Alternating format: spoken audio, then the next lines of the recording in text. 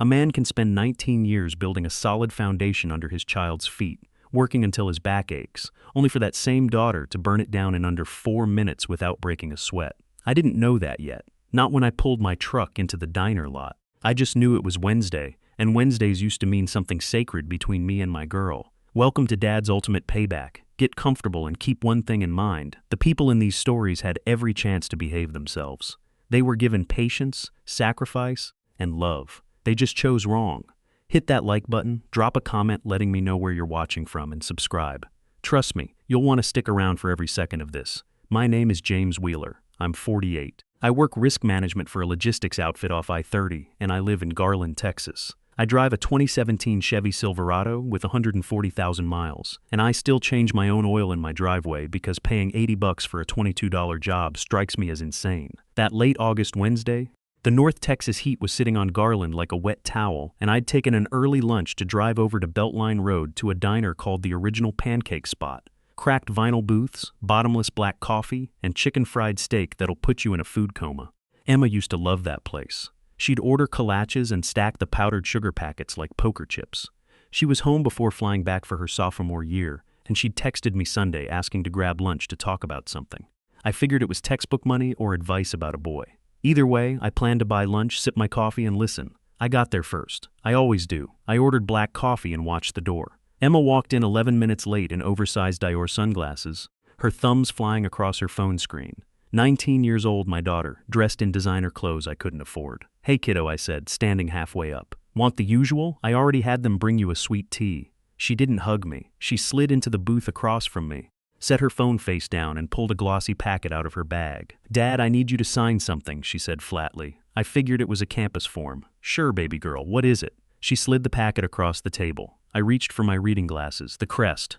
Luxury student residences. Rooftop pool. 24-hour concierge. Granite countertops. $3,200 a month. I read the number twice. "Emma," I said slowly, "this can't be right. $3,200 a month for an apartment?" "It's not just an apartment, Dad. It's the place," she snapped, pushing her sunglasses up. "Everybody who's anybody lives there. I'm not living in the dorms for another year." "Honey, I'm already paying for your dorm and full meal plan," I said, flipping pages. "This needs a cosigner making 6 times the rent. That's almost $230,000 a year. I don't make that, Emma. Not close. And why do you need this when your room is paid for?" Emma rolled her eyes. "The dorms are embarrassing. Shared bathrooms, ancient air conditioning. I'm not living like a peasant because you're cheap." I took a slow breath. "Emma, I love you, but I can't sign this. Your private university tuition is stretching every dime I have. This isn't a need, baby. This is a want. You can't or you won't," she demanded. "Both? If I'm being honest." That's when her face morphed into something I didn't recognize. 8 years of her mother's poisonous conditioning broke through. "Unbelievable," she said, her voice dripping with malice. "This is exactly why Mom left you. You're so terrified of spending $1 that you don't even know how to live. You want me crammed in some filthy dorm just to save $1." The air left my lungs. "Emma, I've paid over $50,000 out of pocket for your freshman year alone." "Yeah, well, Luke, Mom's husband, doesn't even blink at $3,000 a month," she spat, standing up. "He told me this morning he'd sign it himself if you acted like a coward. Luke is a real man. He builds things. He's a winner. He doesn't sit around clipping coupons and calling his poverty financial responsibility." Before I could process her venom, she reached down toward the table. Sitting next to her sweet tea was a white envelope containing a certified $2,000 check I drew from savings that morning, extra money meant for her supplies. Emma picked up the heavy glass of sweet tea, looked me dead in the eye, and deliberately tipped it over. The sticky, ice-cold liquid flooded across the table, completely soaking the envelope and turning my $2,000 check into a soggy mess. "Your little pocket change wouldn't even pay for my parking spot at the Crest anyway, James," she sneered, dropping the glass with a loud clatter. "James. Not Dad, James." She turned and strutted out the doors. Through the window, I watched her walk to a black Mercedes SUV idling at the curb. Sitting in the driver's seat was Luke Bentley in a tailored sport coat in 98-degree heat. He locked eyes with my blank face and gave a small, arrogant nod, like he'd just won a trophy. He didn't even realize what he had just bought.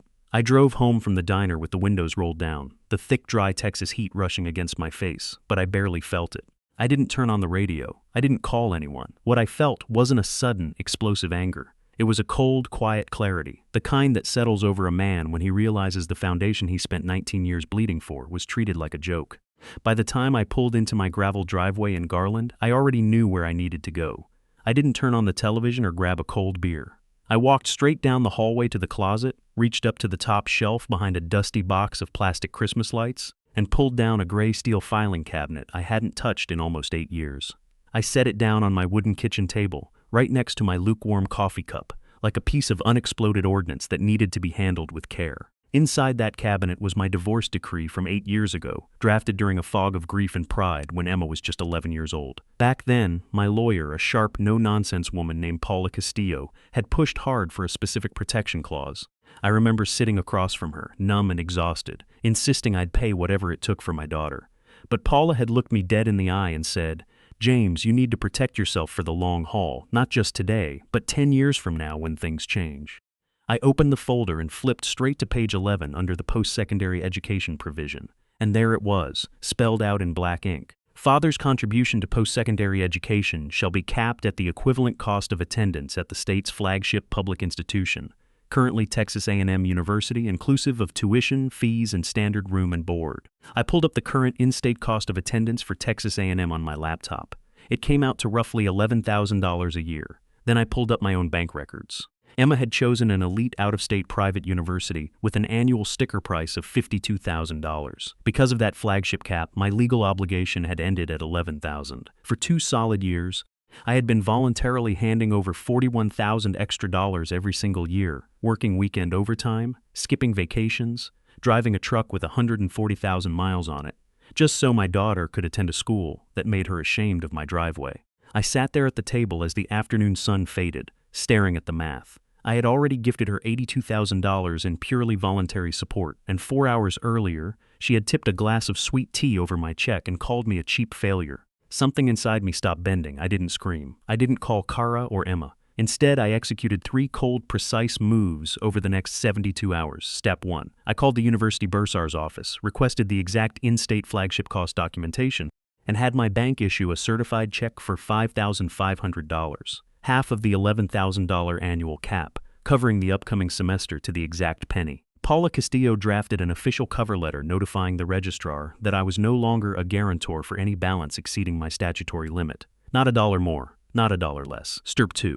It was open enrollment season at my logistics firm. I logged into the employee benefits portal, navigated to dependent coverage, and selected Emma's name under my health and dental insurance. She was 19, a legal adult, and no longer a qualifying dependent under the firm's strict policy guidelines. Click. Coverage terminated. Effective at the end of the month. Step 3 was where the real rot showed itself. I logged into my credit card portal to close the supplementary authorized user card I'd given her years ago for genuine emergencies. When I pulled up the recent ledger, my blood ran cold. Buried among the charges for artisan coffees and Nordstrom shopping sprees was a recurring $450 monthly charge to an elite automotive spa in Southlake.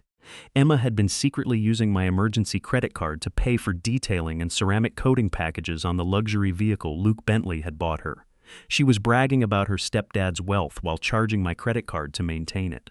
I picked up the phone and called the bank's fraud division.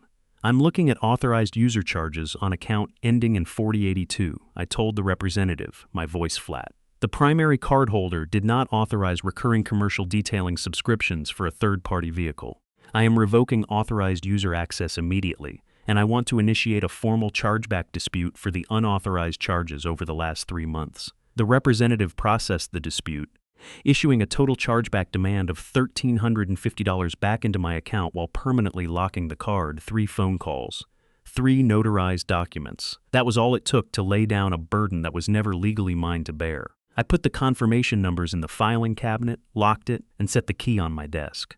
They wanted Luke to be the winner who provided everything. I was simply stepping aside and letting him do his job. With the financial ties severed and the fraud disputes filed, a strange, unfamiliar quiet settled over my house in Garland. For 19 years, every financial decision I made was filtered through a mental calculator. Does Emma need textbooks? Is her tuition covered?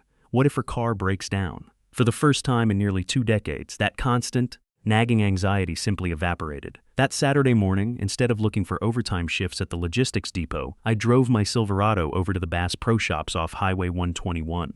I walked past the massive freshwater fish tanks, breathing in the smell of cedar, canvas, and outdoor gear, and walked straight to the fly fishing section.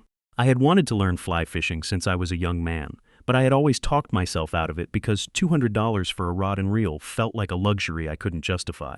I bought a decent graphite rod, a reel, waders, and a box of hand-tied trout flies. Then I sat in my truck in the parking lot and booked a 4-night stay at a timber cabin outside Bozeman, Montana for late October. Flights, cabin rental, fishing guide, paid in full with money that, just 3 weeks earlier, would have gone toward an overpriced luxury apartment my daughter was embarrassed to admit her working-class father couldn't comfortably afford.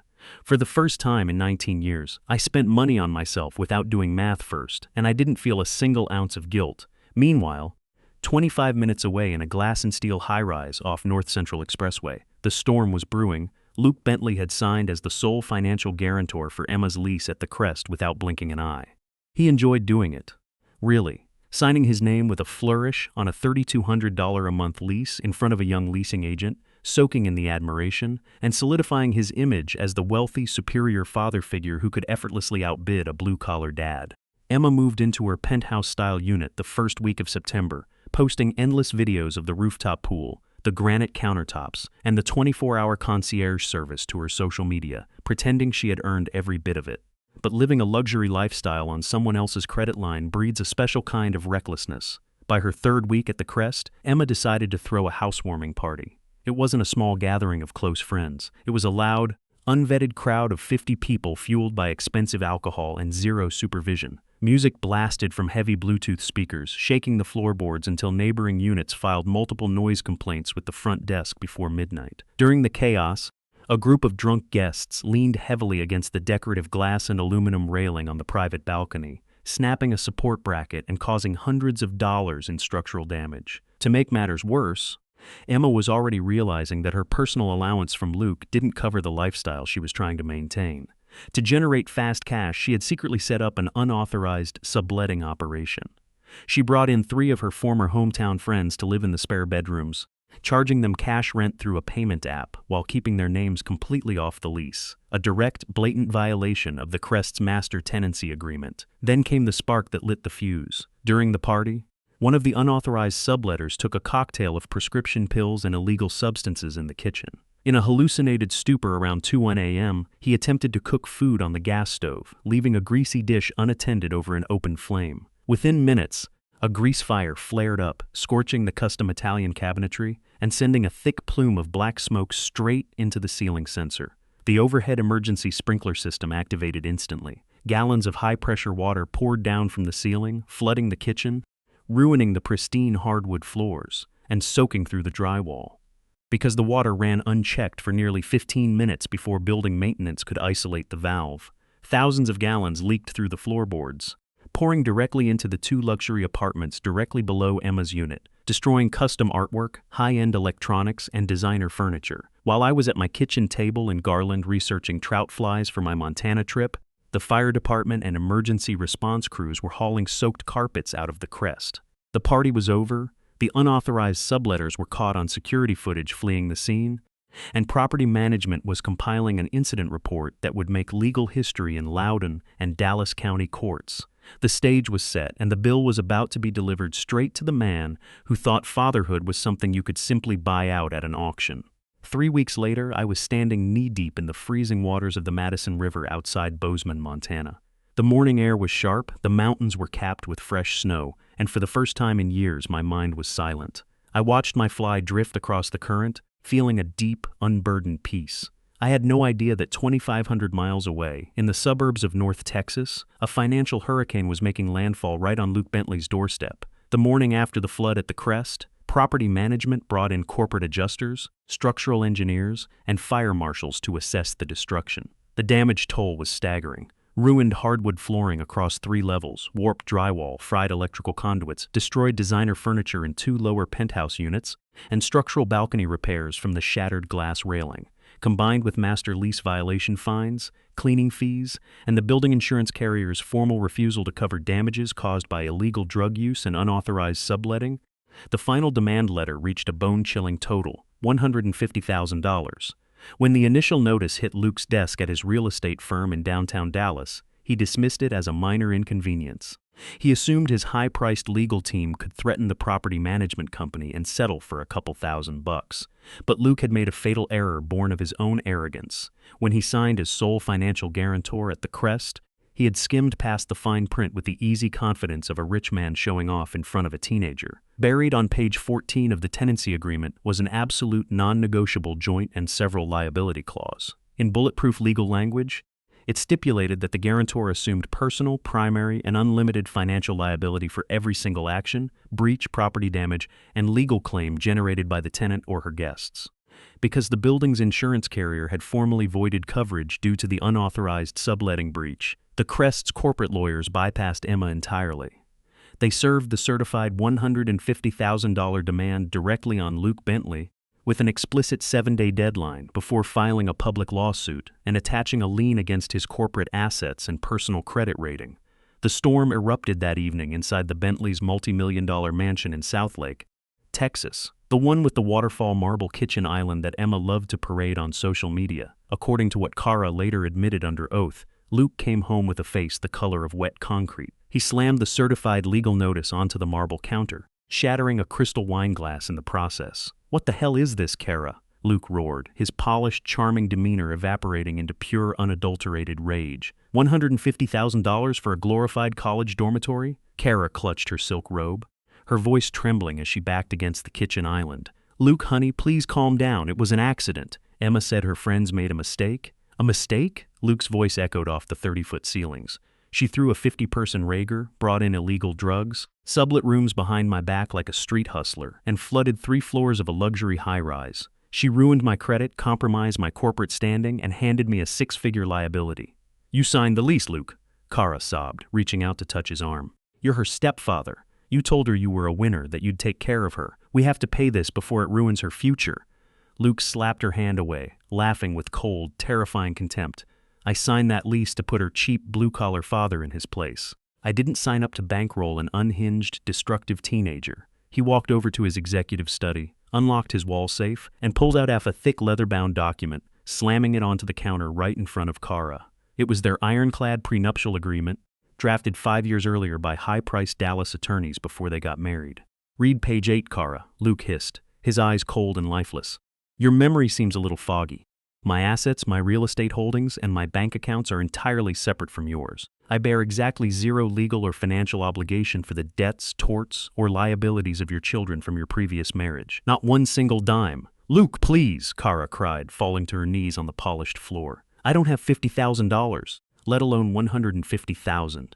I live on the allowance you give me. If you don't pay this, Emma will be sued, her credit will be ruined, and she'll go to jail." "Then she can go to jail," Luke shouted. At that exact moment, Emma walked down the grand staircase, wearing a designer tracksuit, holding an iced coffee. She stopped dead in her tracks, watching her mother sob on the floor while the man she had called a real winner stood over her like an executioner. Luke turned his head, locking eyes with Emma. The mask of the generous, wealthy stepfather was gone, replaced by the ruthless real estate predator underneath.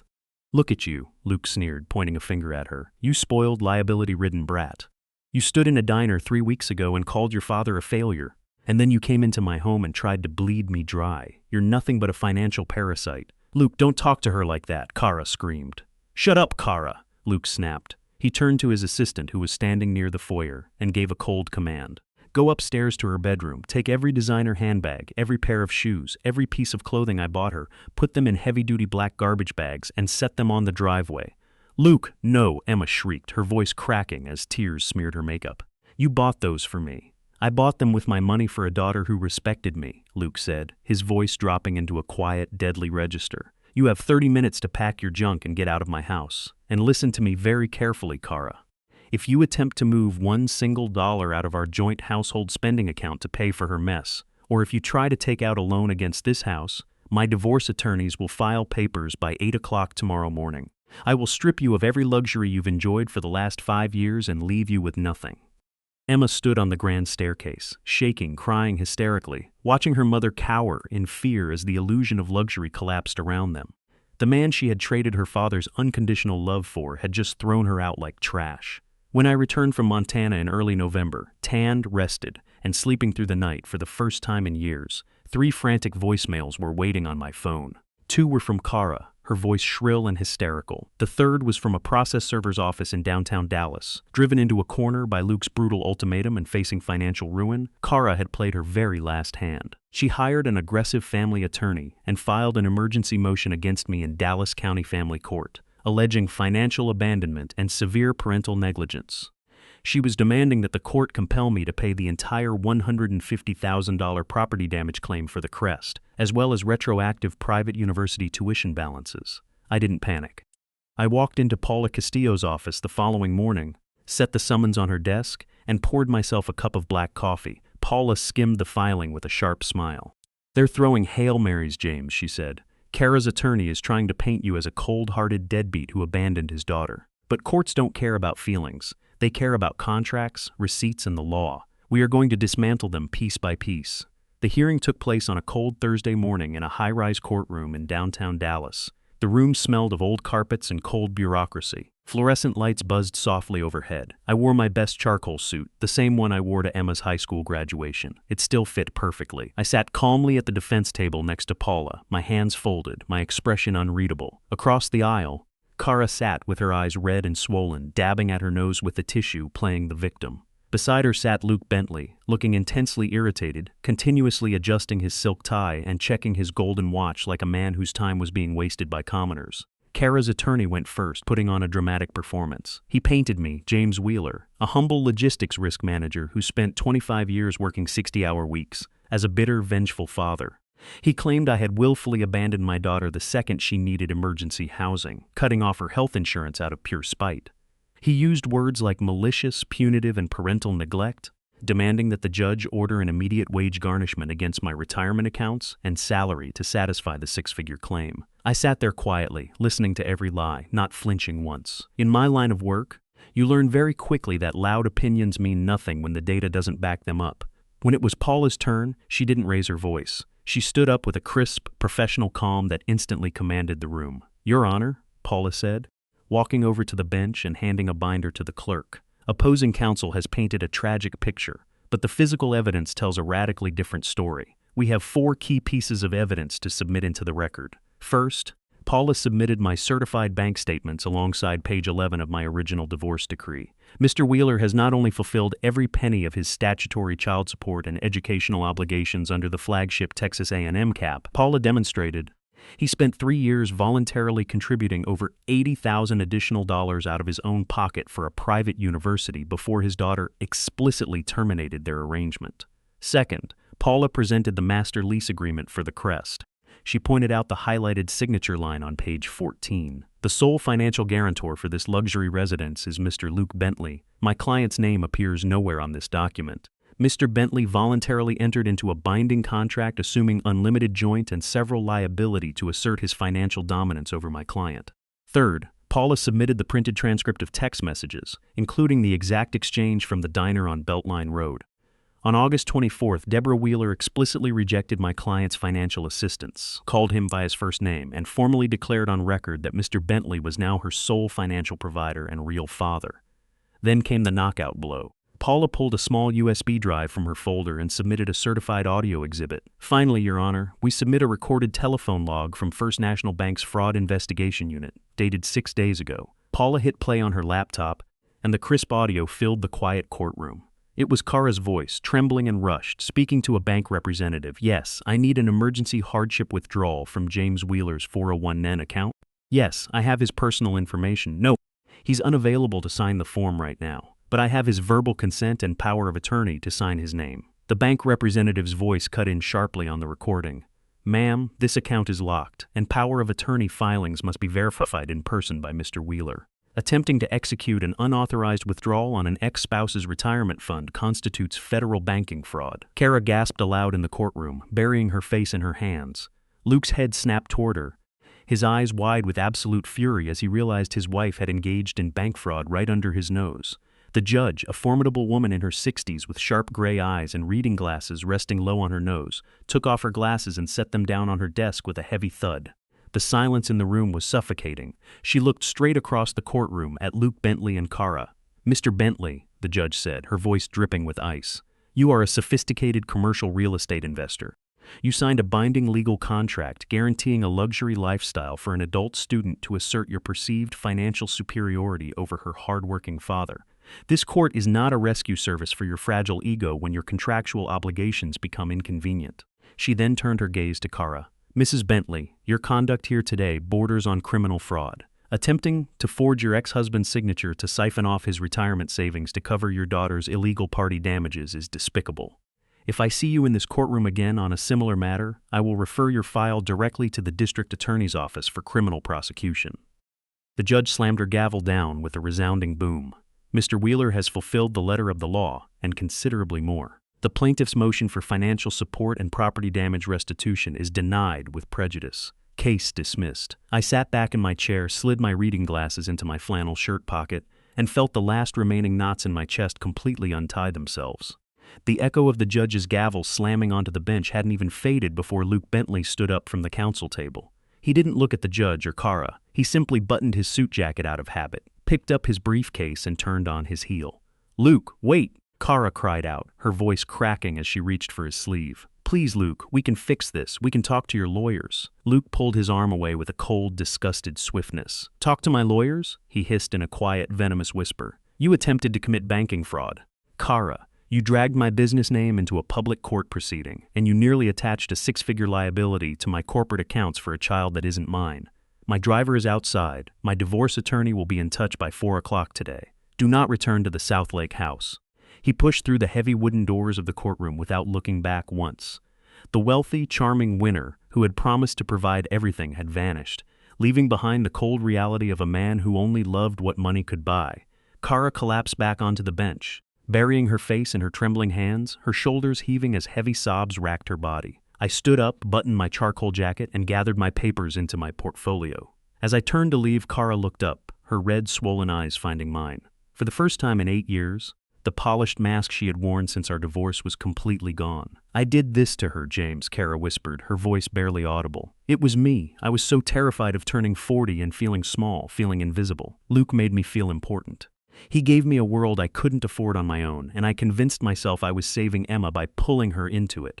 I taught her to hate you. I taught her to look down on your hard work, just so I wouldn't feel guilty about leaving, and now I've destroyed her." I looked at my ex-wife for a long moment. I felt no triumph or malice. I just felt the heavy, quiet sorrow of a man watching the inevitable consequences of a life built on illusions. "You built her foundation out of sand, Kara," I said softly, "and sand always washes away when the storm comes." I turned and walked out into the echoing marble corridor of the Dallas County Courthouse. Standing near the brass elevators at the end of the hallway was Emma. She was dressed in a crumpled hoodie, her designer jeans stained at the cuffs, her hair pulled into a messy knot. Mascara ran in dark streams down her pale cheeks. The 19-year-old girl who had strutted into the original pancake spot 3 months ago wearing Dior sunglasses and throwing venom now looked small, broken, and terrified. When she heard my boots clicking on the floor, her head snapped up. "Dad!" Her voice cracked on the word, a raw, desperate gasp. "Dad, please!" She ran toward me, stopping just short of reaching out. "Dad, the university sent an email this morning. They're unenrolling me for the spring semester because the tuition balance wasn't paid. And Luke's assistant locked the gates at the South Lake house. My clothes are in trash bags on the driveway. The building lawyers are suing me, Dad. I don't have anywhere to go." Tears poured down her face, smearing into her messy makeup. "I'm sorry, Dad. I'm so sorry about what I said at the diner. I didn't mean it. I thought Luke was going to take care of everything. I thought money was all that mattered." I stopped, holding my leather portfolio against my side, and looked down at my daughter. My heart throbbed with a deep, dull ache, but my posture remained solid as iron. "Emma," I said, my voice quiet, measured, and steady. "I spent 19 years building a solid foundation under your feet so you would never have to know how harsh, cold, and unforgiving the real world can be. Your mother convinced you that foundation was a prison built by a small, cheap man. So I opened the gate, Emma. You chose Luke's money over my love. Now you get to see what Luke's money looks like when it doesn't come with any love attached." "Dad, please don't do this," Emma shrieked, her knees buckling as she sank straight down onto the cold marble floor of the courthouse hallway. She reached up with trembling hands, grabbing tightly onto the hem of my suit trousers, weeping hysterically. "I'll change. I swear I'll change. I'll move back to Garland. I'll live in my old bedroom, the one with the blue walls. I'll get a job at the diner with you. I'll work night shifts. I'll give you every paycheck to pay back the check I ruined. Just please come home and fix this. I looked down at my daughter kneeling on the floor, holding onto my pant leg, begging for the safety she had thrown away for a taste of luxury. Slowly, gently I reached down, took her trembling hands in mine, and unclasped her fingers from my trousers. "The bedroom in Garland is still there, Emma," I said, my voice thick with emotion, but immovable as granite. "And the front door will always be unlocked if you ever just need a meal or a quiet place to sit. But the 11-year-old girl who used to hold my hand and trust her father is gone. You are 19 years old now. You made adult decisions, you made adult bets, and now you have to learn how to stand up and be an adult. I can't fight this battle for you." I took a step back, letting her hands fall. She sat on the marble floor, sobbing into her palms as the elevator doors slid open behind me. I stepped inside, turned around, and watched the brass doors slowly close, shutting out the sound of her cries. For the first time in 19 years, I wasn't carrying her weight. I was letting her learn how to carry her own. 3 days after the courthouse doors closed on Emma's weeping, I sat on the back porch of my home in Garland, watching the late afternoon sun dip low behind the giant oak trees. The North Texas heat had finally broken, replaced by a crisp, cool autumn breeze that rustled the dry leaves across my yard. I held a warm mug of black coffee in my hands, my work boots kicked up on the wooden railing, and for the first time in nearly 2 decades, the heavy, suffocating pressure in my chest was completely gone. The house was quiet. Not the lonely, bitter kind of quiet I used to dread after my divorce, but a peaceful, unburdened silence. The air inside felt lighter and cleaner, as if a long-standing fog had finally lifted from every room. I stood up, walked backside to my study, and opened the middle drawer of my oak desk. Buried beneath old tax filings and truck registration papers was a faded, crinkled piece of construction paper, a Father's Day card Emma had made me with bright crayons when she was 10 years old. On the front, she had drawn a wobbly picture of my Chevy Silverado, and inside, in messy, uneven third-grade handwriting, she had written, "You're the best dad in the whole world because you always come home." I held that card in my hands for a long moment, running my calloused thumb over the wax crayon lines. I didn't cry. I didn't feel a sudden rush of anger or bitter resentment. Instead, I felt a quiet, gentle gratitude for the sweet, loving little girl who had made it. I realized then that loving your child doesn't mean you have to destroy yourself to save them from their own reckless choices. The little girl who made that card was a precious part of my heart, and nothing Kara or Luke did could ever erase the good years we shared. But the 19-year-old woman sitting on a marble floor in Dallas had to walk her own path now. I no longer had the desire, or the obligation, to rush in and fix the ruins she had built for herself. I carefully placed the card back in the drawer, closed it, and picked up my leather duffel bag sitting by the front door. An hour later, I was standing in the terminal at Dallas-Fort Worth International Airport, watching silver jets take off into the clear blue Texas sky. I wasn't flying to Montana to hide on a trout river this time. I was boarding a short flight down to Austin to spend the weekend with an old high school buddy I hadn't seen in nearly 5 years. A close friend I had constantly turned down because there was always a college tuition bill to pay, a car repair to cover, or a savings fund to stretch. As I walked down the jetway, sliding my boarding pass into my flannel shirt pocket, I looked out the window at the runway. For 19 long years, every dollar I made, every 60-hour week I worked, and every vacation I sacrificed was dedicated to building a foundation for someone who ultimately called it a prison. Now, I was finally building a life for myself. I had a steady job I respected, a reliable truck in the driveway, money in the bank, and a completely clear conscience. I was learning how to enjoy the rest of my years without offering a single apology to anyone. Some people think the ultimate payback is about burning everything to the ground, watching your enemies suffer, or rubbing your success in their faces. But real revenge, the kind that actually heals a man's soul, isn't about destruction at all. It's about standing firm when they expect you to break, stripping away the power of people who take your unconditional kindness for weakness, and having the courage to walk away from anyone who treats your love like a cheap transaction. It's about taking back your peace, your dignity, and your life. If you believe that actions should have real consequences, that hard work still matters, and that a father's love should never be taken for granted, hit that like button right now. Drop a comment below letting me know where in the world you're watching from today, and make sure you hit that subscribe button so you never miss another story of real justice on Dad's Ultimate Payback. Thank you for sticking with me through this journey. Stay strong, keep your head held high, and I'll see you on the next one.